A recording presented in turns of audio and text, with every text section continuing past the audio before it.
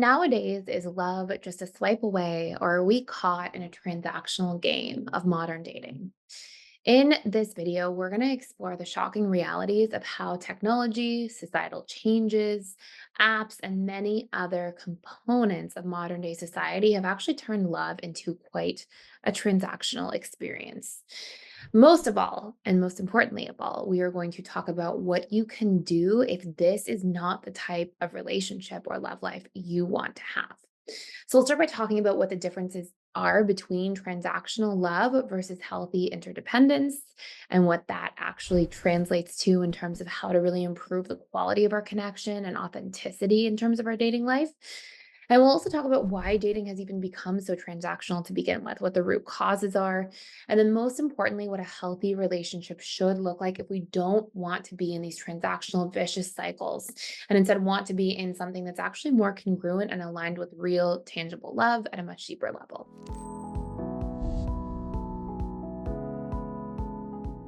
So, first and foremost, let's look at the roots of things. Why has modern dating become such a transactional experience? Well, I think there's a few things we just have to touch on here that are very relevant. The first thing is if we just look at this sort of like digital marketplace of love, we can see between apps like Hinge or Tinder or Bumble that we've entered into an era of just browsing through people's online information, their pictures, and then we're essentially being encouraged to make choices about people around how they appear, how they interact with us at a surface level in regards to their interests that they post. And a lot of the decisions we're making from a very early stage of what we do in terms of dating nowadays is really based on surface and superficial things, what somebody looks like, what they list on their profile as their accomplishments, or what catches our eye. And in fact, at a deeper level, people are being encouraged to list specific things, to portray themselves in specific ways. That is basically an image of themselves they then have to keep up with later on. Now, I'm not going to sit here and say this is all terrible or all bad. In fact, I know many really great relationships that have formed through some of these different love apps and dating apps. And I'm definitely not going to sit here and say it's all good or all bad because that's just black and white thinking. But what I do want to say is that if people are sitting here watching this video feeling like there's this era of like superficiality or there's more disconnect than usual because people just have this modern space of convenience where if the date doesn't go perfectly, they can just go on to the next person that's sitting there in this endless era of people who are on these apps. Then you're not alone. It's not wrong to be feeling like that. And it's also not wrong to be feeling like frustrated with this degree of superficiality that exists. I mean, I've had so many clients over the years, especially when I was running my client practice full time, where there have been so many experiences of people who felt overwhelmed, defeated, frustrated by the sort of superficial nature of these apps overall. So I think that we have to start by acknowledging in point number one here that there is this starting off on the foot of seeing love through this transactional lens and also starting love and connection off on this foot number two of us having to portray an image of ourselves on our best behavior with our accomplishments and best things, and to a certain degree that robs us and strips us of our humanness and the ability to interact with each other in a human way. And I think the third part we have to acknowledge before talking about what we can actually do is we have to acknowledge that there's this aspect of modern dating where we have this paradox of choice, right? We have more options than ever before. We have this convenience, it's this ongoing dynamic. And obviously, when the going gets tough, it's much easier than it's ever been in society and in history of society to just say, let me search for something better rather than what we've been encouraged to do in many cases prior to this sort of chapter in society that we're currently experiencing with all this technology. A lot of people instead would say, how am I going to figure this out with this person? How am I going to learn to hash things out or make the relationship better or see what lessons are here for me and grow through these lessons with somebody else? So there's this sort of endless amount of choice and convenience that exists, which can be obviously for people who are already potentially commitment fearing or people who feel in a sense of learned helplessness or disempowered to resolve things in relationships. I mean, all of a sudden, it makes it easy to rationalize and justify moving away from something with its imperfections rather than embracing imperfections of each other and learning to work through those things and love and accept each other in them. And then I think one last thing is that we also live, in this society where we often don't know ourselves so deeply because we're very externally focused. And we're often as well between the media, between a lot of the messaging we get all over, we're under this sort of societal pressure to be a consumer, to keep up with the Joneses, to fit in, to gain approval, so that we don't feel this chronic emptiness that I think is actually the result at a deeper level of this void of inner peace, authenticity, and sometimes this void of real deep connection in our relationships. And so it can become this vicious cycle. So I want to talk about three things that we can do to heal this, to move beyond this transactional nature that relationships are sort of on a trajectory towards becoming more of. And I also want to encourage us to recognize that if we heal this void within ourselves, right? Like if we look, there was a really great study done. I'll go down a rabbit hole here for a moment, but there was this really great study done in the UK about loneliness. And basically, the overarching conclusion, it was a 10-year study. And basically, the overarching conclusion was that um, loneliness and how lonely people were reporting themselves to be had nothing to do with the amount of relationships people had in their lives, and instead had everything to do with the quality of relationships, not the quantity of relationships in their life.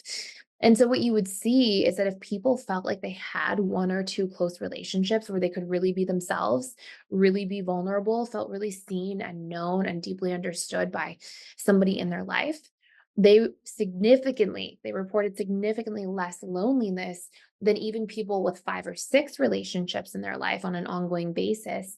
But within those relationship dynamics, there wasn't this element of being seen or being known or being vulnerable. And so this overarching essence was, if you can be vulnerable in your life and relationships, you can actually build quality connections, which actually helps you to feel way less lonely. So, how do we take all this information, right? All of this understanding about modern dating and what it's become? How can we strive for healthier things and break out of this sort of cycle of emptiness that then leads to more transactional dating and continues on around and around? Well, there's three major things you can do today to make sure you don't end up in transactional situations. The first thing is you have to build a relationship to yourself. We have to understand that our subconscious mind is this element, this aspect of the self that's actually responsible for roughly 95 to 97% of our beliefs, our thoughts, our emotions, our actions. And our subconscious mind is very survival oriented. It has a comfort zone and it wants to keep that comfort zone. It's sort of like you can think of it as being like a tape recorder that plays your tapes back for you over and over. So, whatever programming exists, unless you can actually reprogram, you're likely to stay within that sort of framework. And so, what happens is, let's say you grew up as a child, and let's say that you had parents who are emotionally unavailable.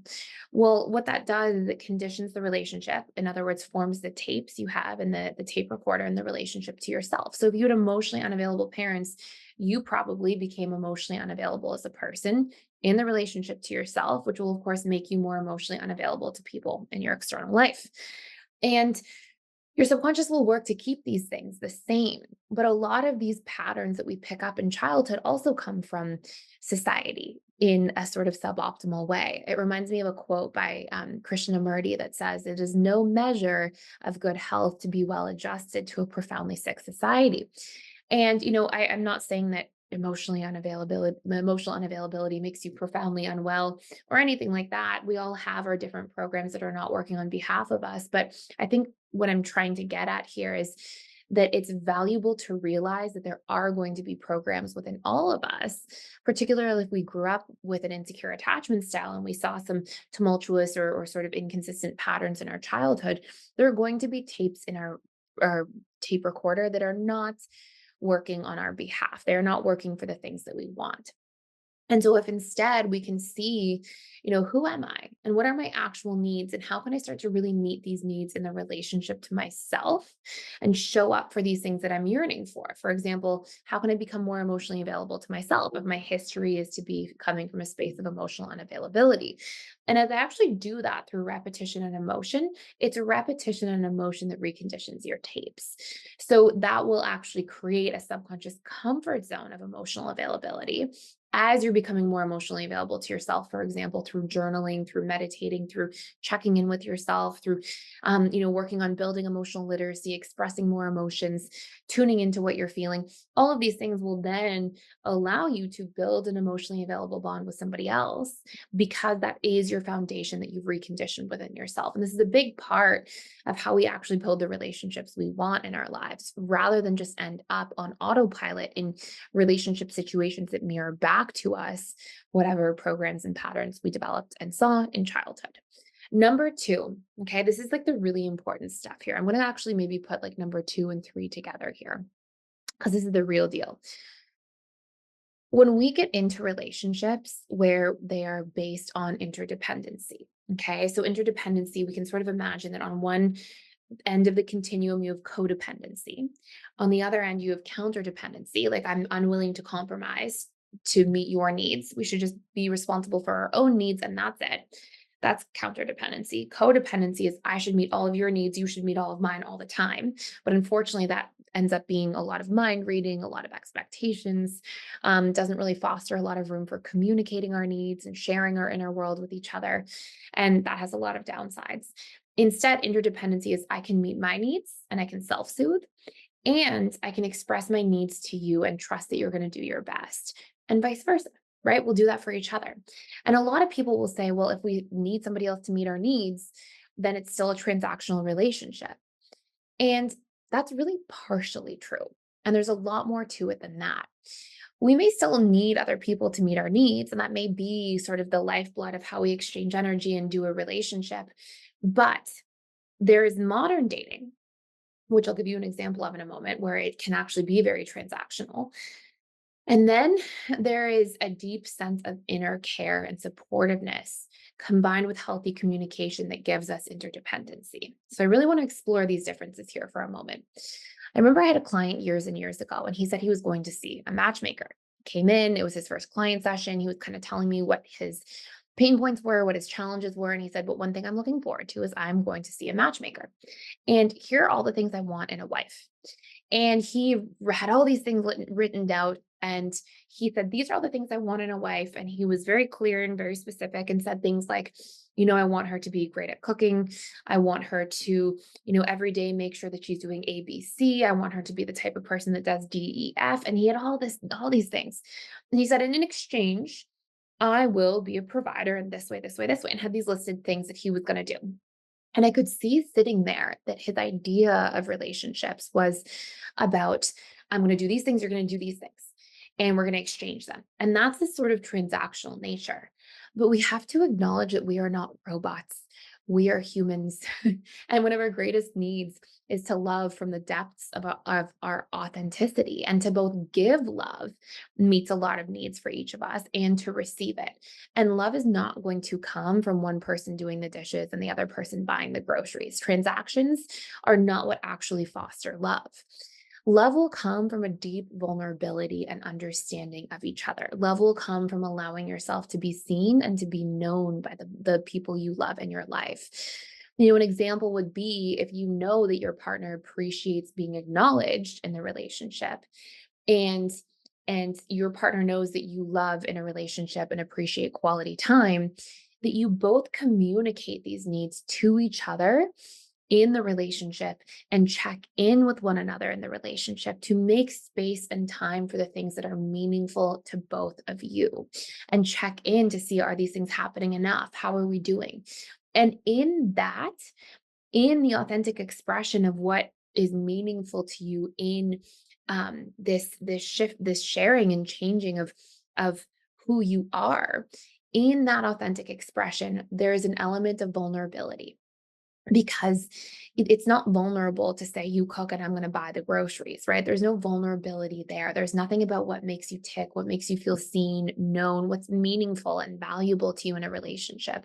And those are things that we can't put on a checklist. Those are things that we foster in relationships with others through knowing ourselves and through being able to authentically and openly share those really deep things with people in our lives. And that is then followed by a mutual care and supportive supportiveness. These are not things we check off the list on an everyday basis in this mental transactional way. These are things that we come to know and understand about our partners and loved ones. And because of that, we care to think about it. We care to make the effort to get there. And we have a desire to support each other and see each other fulfilled. And so we will do those things for each other because one another have shared that. And through expressing that care over time, through showing up for those things over time, we can then trust that this person or these individuals in our lives are going to want to show up for those things, and we're going to trust that they're going to be there even if imperfectly at times. And so in doing that, there is, yes, in essence, this sort of sense of exchanging needs, which could be somewhat similar to a transaction, but the reason behind why we do it is not about the transaction itself and checking things off. It is sponsored by love. It is sponsored by caring enough to make the effort to nurture these needs for one another in a relationship, and having healthy enough communication between two people that if something's off, something is not right, or we need something that is important to us, that we trust that we can communicate vulnerably and have the person we love show up to put that effort into the relationship overall. And because of that, we build that trust, we build that sense of supportiveness and safety in a relationship. And when we have those moments where things are not going as planned or things are off in a relationship dynamic, we don't solve for that by checking more things off a list. We solve for those things by trusting that we can have a certain degree of mastery in our ability to communicate openly and vulnerably with people that we love. And we trust ourselves to be able to help the relationship course correct, because when we've shared those things in the past, we know that our loved ones do their absolute best. And I now am sort of speaking in like plural loved ones, because I mean that this isn't just for your romantic partners, quite honestly. I mean, it has a massive impact on your dating relationships more than anything else. But this also applies to our family relationships or friendships, or co-working relationships, just to, lesser degrees. But I think it's really important to recognize that to get out of this transactional nature, we need to dig deep into who we are, what is meaningful to us in a relationship, not through behaviors and the exchange of different behaviors like cooking and paying for things, but much deeper than that. Like, what really lights us up as a person? What do we want somebody to see and know and understand and consider about us? And how good can we get at communicating and sharing those things with the people in our lives so we can build those deeper quality roots of love? So I have some really exciting news, and it's that integrated attachment theory training is back. In other words, you can be trained to become a relationship coach certified in integrated attachment theory in literally 60 days. So who is this for? Well, of course, this is for any individual who wants to make an impact and really be of service to others while also obtaining freedom and flexibility and abundance in their lives. And this is also for anybody who's already a counselor, a therapist, a coach, and just really wants to expand their toolkit. We've had so many people enter into the integrated attachment theory program because they're just looking to obtain a certain degree of mastery in terms of understanding their own attachment patterns and also the attachment patterns of maybe their children or partner or other loved ones in their lives, so they can really support those people and understand them more deeply.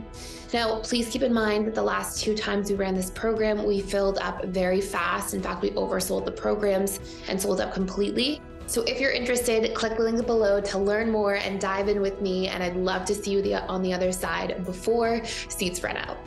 So that is it for today. If you are new to this channel and you want to understand a little bit more about your needs in a whole free report, along with the needs of your partner, you can also take our attachment style quiz for free down below, and it will give you a free, I think it's a 6-page report about, based on your attachment style, what your needs are, your fears, your wounds, how to mitigate these different things. And it can also be really valuable about learning about other people in your life. So I hope you enjoyed this channel. Thank you so much for stopping by. Please consider liking, sharing, and subscribing if you're enjoying this content. And I can't wait to see you in future videos.